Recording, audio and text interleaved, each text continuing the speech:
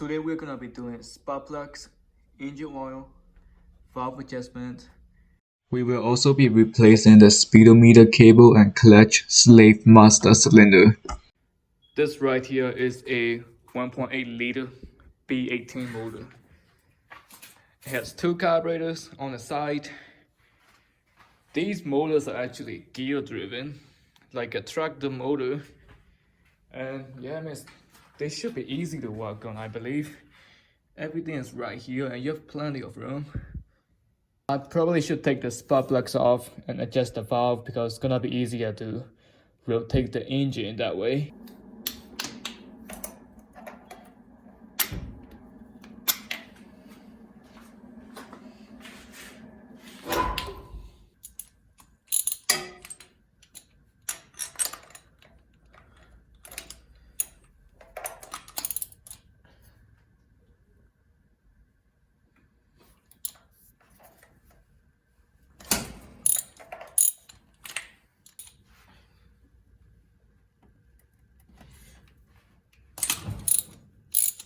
Ooh, this.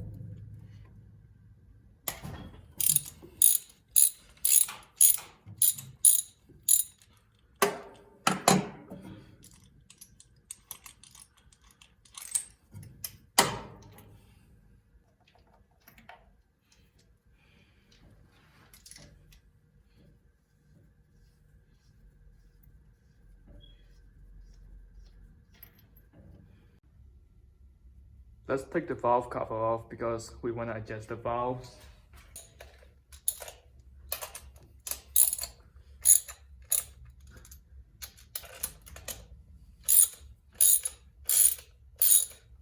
This one not even tight.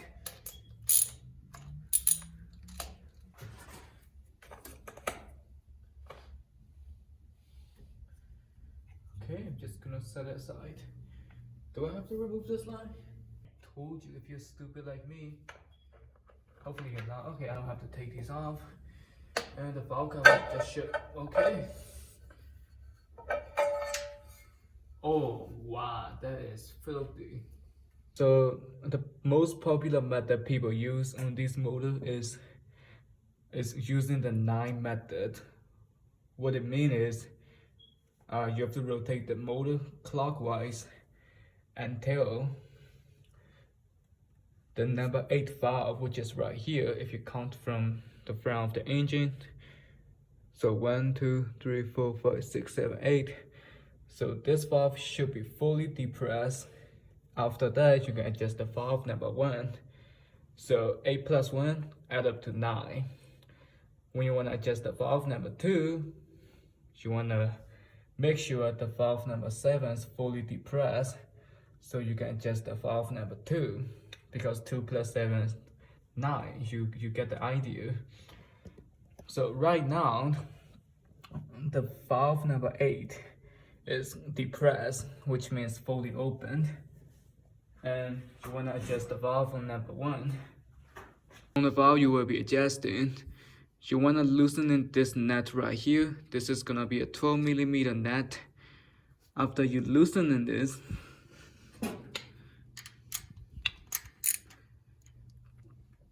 you want to get a flathead screwdriver right here. And you want to get your feeler gauge between the rocker arm and the valve itself, and you want to be able to slide it with a little bit of resistance. You don't want it to be too loose like this, but you also don't want it to be too tight like this. So to tighten the clearance, you want to rotate your screwdriver clockwise, and that's gonna tighten it. To loosen it, you want to do the opposite. But yeah, it's just you just have to do it by feel. After you found your puffer spot, you just want to tighten this. You don't have to over tighten it, just tighten it. And then you want to check it again. This seems to be perfect for me, so I'm just gonna leave it as it.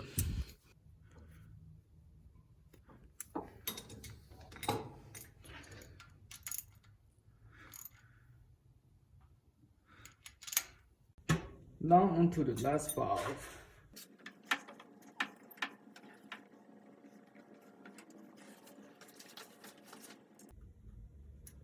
that should do the trick. Now all the valves are adjusted, we can now move on to engine oil. Before I do oil change, I have to replace its speedometer cable because I don't know if you can see it, but there it is right here. That's where you're gonna have to remove the cable from the gearbox. I'm just gonna try to use a plier to take it off, and then after that you can take it off from the instrument cluster.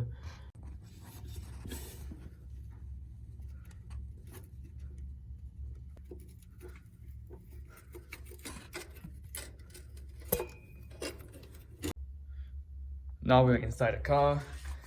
Let's get underneath the dash. And if you look at it on the left side of the dash, there should be a cable right here. Let me see if I can show it to you guys. It's right here. Never mind, I don't need pliers. And after you fish around from the interior, you can just take it off. There we go.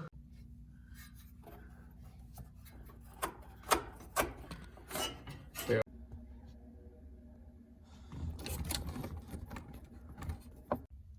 Another problem I have with this car is the slave master cylinder. I don't know if you can see it, but it's leaking quite a bit from here. So what happened is my clutch pedal is not all the way up. It's actually about 20% below where it should be. So I'm not getting a good gear engagement. I'm gonna change it out and bleed the system before I do the oil change.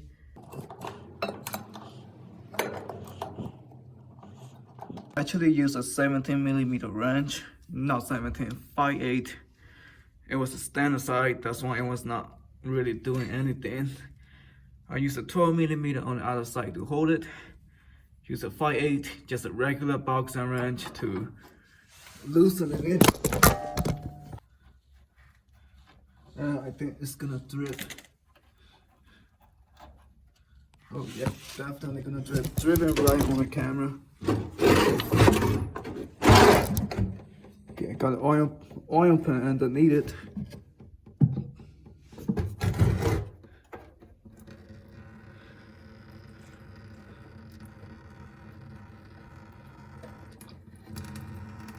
Oh yeah, that is brake fluid right here.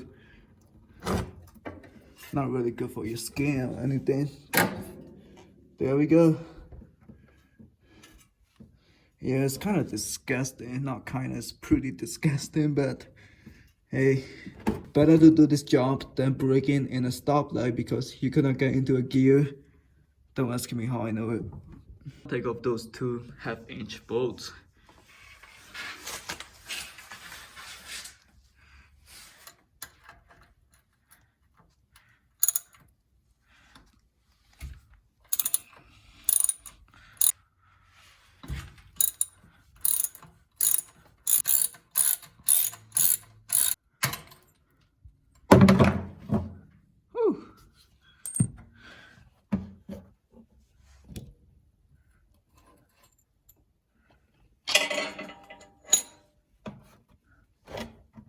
I just put the new slave cylinder back in it. Now I just gotta tighten it.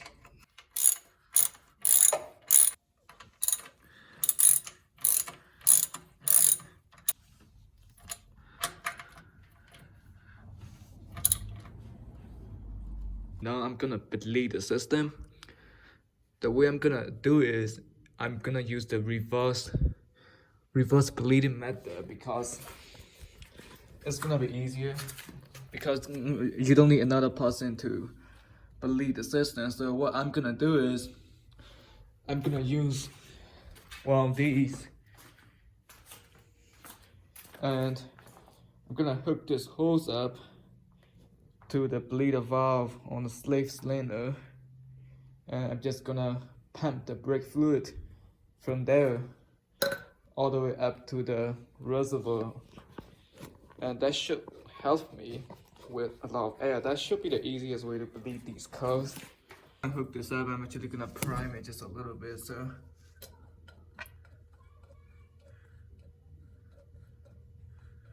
Alright, it's primed. Otherwise, I will just be pumping air into the system, which will defeat the whole purpose anyway. Loosening this nut a little bit.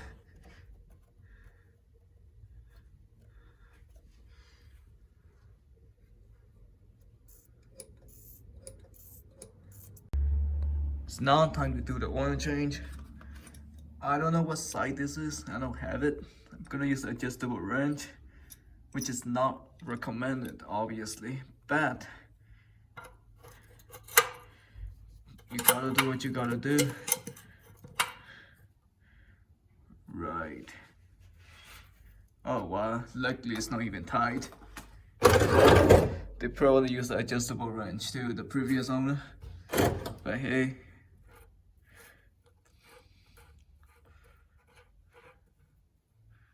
Ooh, it's disgusting. Bad to me.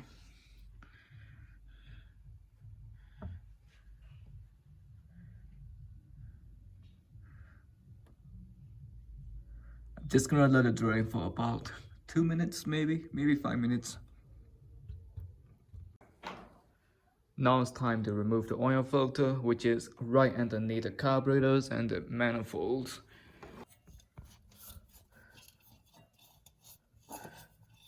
We are about to be done with this car actually.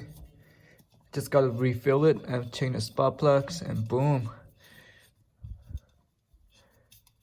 Yeah, I was thinking about adjusting the carburetors, but I think I'm just gonna leave it alone until I read more about them.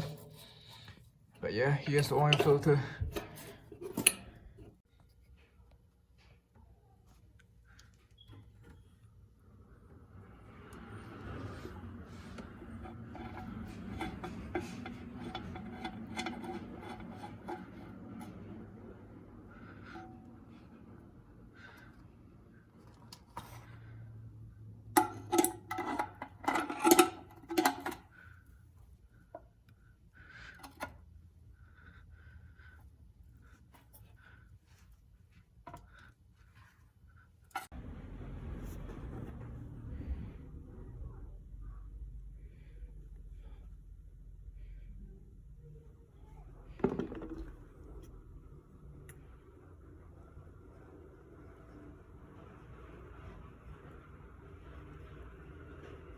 Spot time.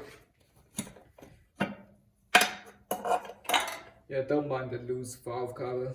I still haven't replaced the gasket. I'm gonna do it right now, I mean, after this.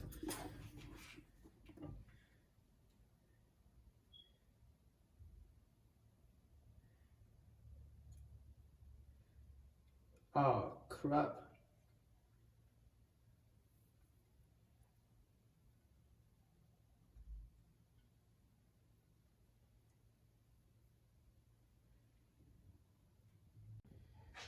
Alright, so I messed it up. I poured engine oil before I tightened the valve cover. I thought it was gonna be alright, but a lot of the oil started to leak around the valve cover. Now I have tightened it back. That's just embarrassing.